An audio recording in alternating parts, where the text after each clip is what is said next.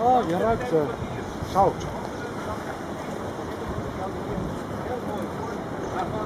We weten dat het begin van de 19e eeuw waren hier nog restanten. Maar dat is uiteindelijk van de grond gemaakt.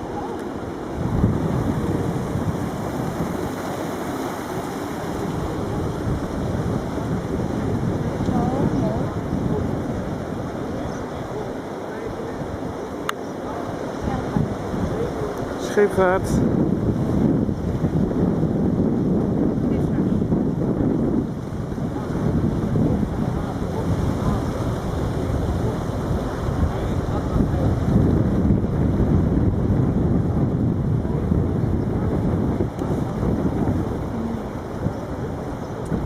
Waar zijn wij nu, Liesje?